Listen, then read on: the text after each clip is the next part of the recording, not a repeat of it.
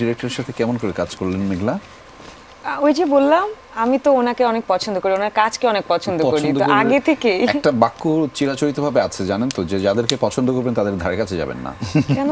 হ্যাঁ, তখনই যে এই যে উইয়ার্ড জিনিসপত্র দেখা যাবে। আমার তো উইয়ার্ড পছন্দই, আমি তো ভিকি ভাইয়ের কাজ অনেক পছন্দ করি এবং আগে থেকে আমি অনেক আগে থেকে এই ধরনের কাজ দেখতে পছন্দ করতাম। যে ভাইয়ার মতোই বলতে হবে না, I can't say I love blood, but একটু এই টাইপ আমার পছন্দই।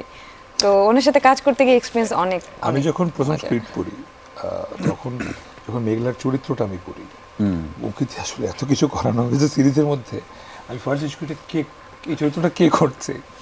তো আমাদের যেদিন লুক টেস্ট ছিল, সো তখন আমার মেঘলার সঙ্গে প্রথম দেখা হয়। তো এত সুন্দর সাবলীল নর্মাল একটা মেয়ে, ও আসলে এতগুলা কাজ করবে, এটা আমার তখন মনে হচ্ছিল যে ভাই ও করবে, পারবে। মানে একটা সিন আছে এখানে, ও বুট লিক করে বেসিক্যালি ম্যামনের, এবং ওইটা out of respect, out of ভক্তি থেকে করে।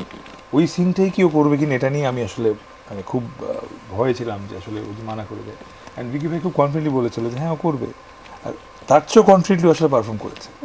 Thank you. কিন্তু পারফর্ম করার পরে আপনার কিছু কনসিকুয়েন্সেস ঘটেছে, সেটা কি একটু দর্শকদেরকে জানাবেন, যে এখনো একটা এটাই চক্রের একটা ঘোর থাকবে, চক্র হচ্ছে। আমি নিজে পার্সোনালি ভিকি ভাইকে বলতাম যে সবার সাথে প্যারানর্মাল কিছু না কিছু হয়, দূর আমি তো কিছু দেখি না, আমার তো কিছু হচ্ছে না। আচ্ছা, বাট দ্য মোমেন্ট আমি ও বলার সঙ্গে সঙ্গে আমি বলেছিলাম কি ঘটেছে বলো না। সো আমার একটার পর একটা কোনো না কোনো ভাবে দুর্ঘটনা হচ্ছে, ছোটখাটো বাট ঘটছে।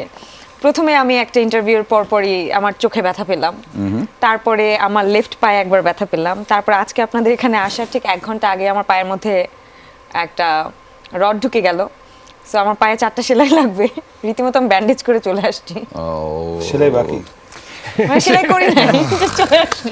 নানান ধরনের প্যারানর্মাল ব্যাপার চলছে।